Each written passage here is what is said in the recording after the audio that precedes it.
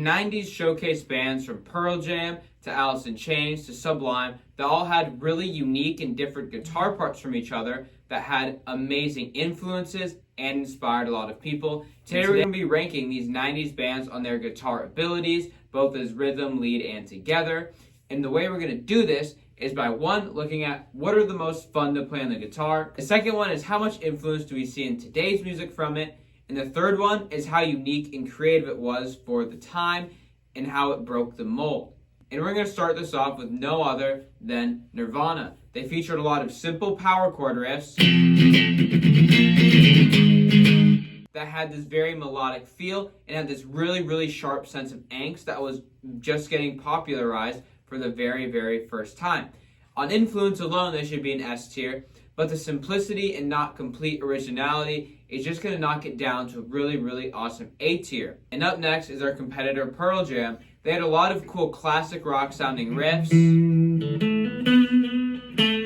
And as they kind of developed through the 90s, they started doing different things. And they'd have McCready and Gossard playing together in a way that sounded really, really good. And none of the other bands could quite replicate, which is really awesome. Nothing was overall super, super creative, except for a few standout melodies like this. That is one of the best guitar lines of the 90s in my opinion. You can fight me on it. Better Man is easily top 3. However, through all of that, I think Pearl Jam deserves to be smack dab right in the A tier next to Nirvana. And up next is the third big grunge band, and that was Soundgarden. They messed around a lot in alternate tunings, which is a very big point for the unique factor, but they didn't really have much influence that we see today. However, they did use a lot of creative strategies along with their alternate tunings. The riffs were up and very jumpy for what kind of metal was at the time, and that was really, really cool. And they had some really nice texture when you get into the Super Unknown album with Blackwell Sun, Spoon Man, and 4th of July. Had a very strong bridge palm mute, and I think that deserves to put them right in A tier alongside their other couple members. And to wrap up that big grunge 4, Alice in Chains. Alice in Chains had by far the most metal influence, which I think is really cool, but nothing they've done has been as much as those other 3. They still sound really good. They still did a lot of pioneering in that grunge sound, but I just think they're at a tier lower, but that does not disregard some of their really, really awesome guitar lines like Man in the Box. And on the topic of the grungier, punkier stuff, we're going to look at Green Day. They took what Nirvana did and kind of put it in a more up-tempo and started bringing in that emo pop-punk sound, which is really cool, and I think they should just be a step below Nirvana in B tier. And up next is going to be The Offspring. Very similar to Green Day, but they added some surf rock stuff in there, like this.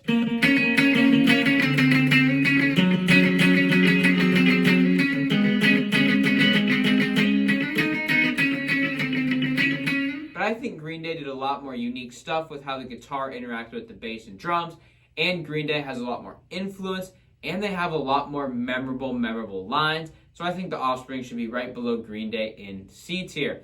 And up next is Blink-182.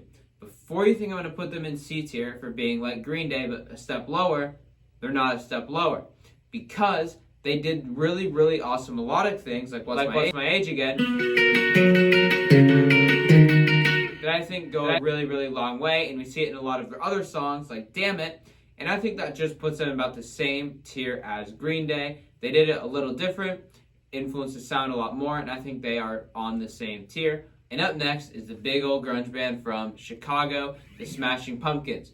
I just did a video up on this. Billy Corgan did this really cool thing where he made a lot of melodies that really matched his vocal contour, which you can see in Bolt with Butterfly Wings, the chorus of Cherub Rock, and so many more songs, which was kind of unique for the time because everyone did something that emulated a vocal melody, which is really the best way to go about melody.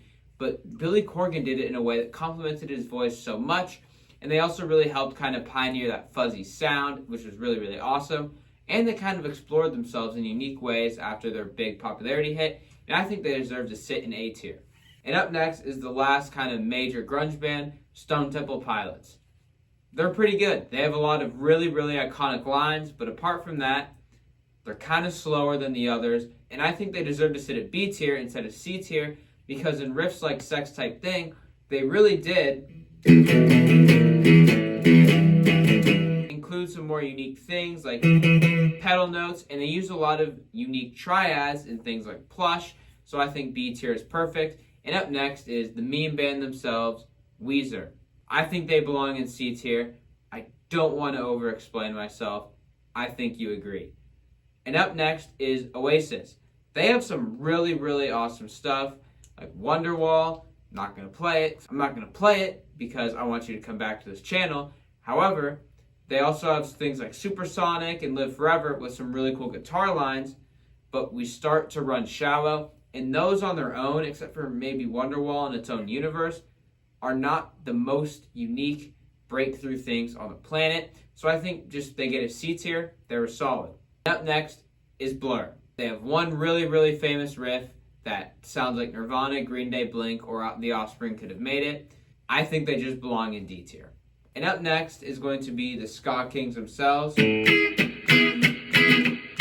Sublime. I think what they did with the reggae style guitar obviously isn't the most unique thing ever, but applying it into a rock setting kind of was, and they kind of were at the forefront of that ska wave, and I think they did it best. They included a lot of other things that don't really impact the rating of their guitar stuff, but they had really cool solos like Santeria.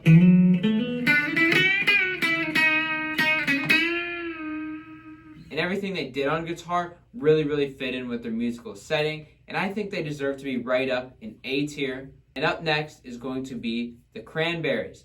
They have a few iconic lines like Zombie and Linger that are super, super simple, but they do have some nice effects, and when you go deeper into them, they actually do have some really nice guitar work.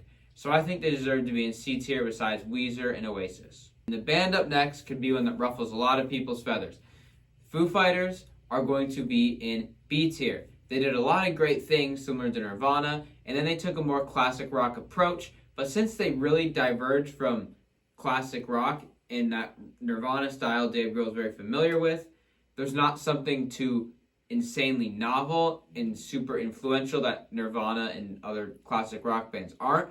So I think their guitar work actually only puts them in B tier. Even though it's some of the most catchy, it belongs in B tier because of the people above it.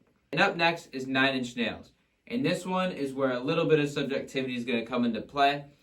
They have some cool work as a musician group, but their guitar work isn't anything that screams very special to me, and I think that puts them in D tier.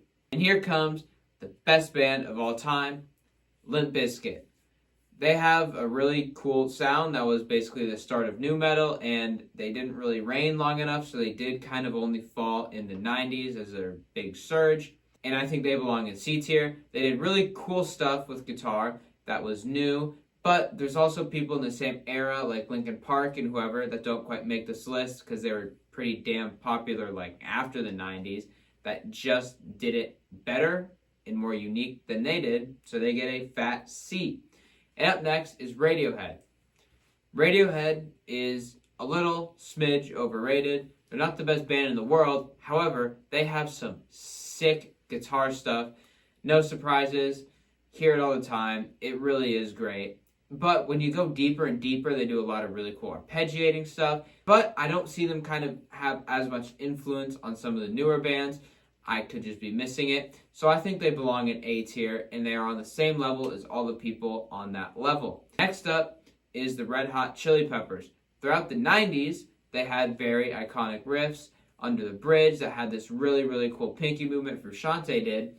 But in total, and then when we go into the Californication album, there's this more simple, melodic approach. Scar Tissue is just like a face-melting, beautiful thing. Californication, great song when you deep dive into it on a musical level, even on the super simple guitar lines. If we don't even look at the 2000s with Can't Stop, Snow, Danny California, I still think the Red Hot Chili Peppers sit at a fat S tier for their guitar work. And when you go into how they interact guitar and bass together, there's no argument to be made. And following them is going to be Third Eye Blind. They're not going to follow them to the S tier because Third Eye Blind had a lot of cool things like Graduate, Semi-Charmed Kind of Life. They can be really fun to play, but they don't really do anything that screams unique to me, but they do have a lot. They don't really have influence that screams out to me either, and I think they belong in that C tier. And up next is probably the most underrated band of all time, Modest Mouse. They followed a weird time between the 90s and 2000s, but I'm going to give them the benefit of the doubt because their name should be heard more. What they've done on some of their tracks on their earlier albums is really, really cool. They use reverb really well, delay really well. They have nice guitar interactions with other guitars, voice, just kind of almost ambient sounds.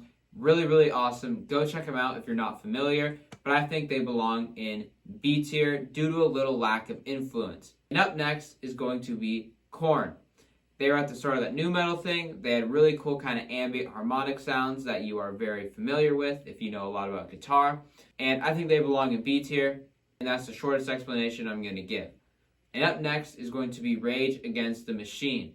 One of the most iconic songs, Killing in the Name of, has 3 really great guitar riffs. It's insane. And as you start going into some of their other discography, oh my god, that really big funk metal sound, nobody does it anywhere close to Rage. Audioslave is close, but that's still Tom Morello and some of the same guys. And really, I think Rage belongs in S tier.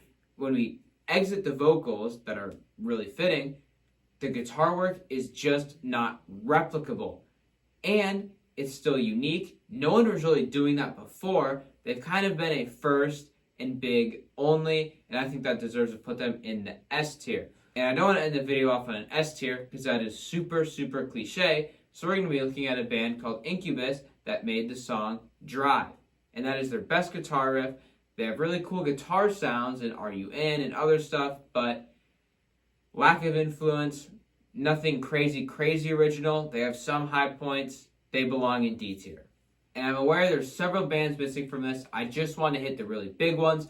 Some I thought didn't make the cut, like Linkin Park, because they just felt more 2000s to me.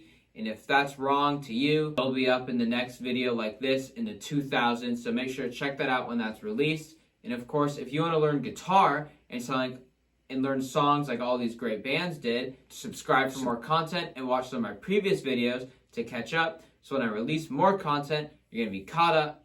So when I release more content, you're going to have a foot ahead, and you're going to be able to sound great on guitar faster than anywhere else on the internet. And if you really like this video, let me know what to tier list after the 2000s.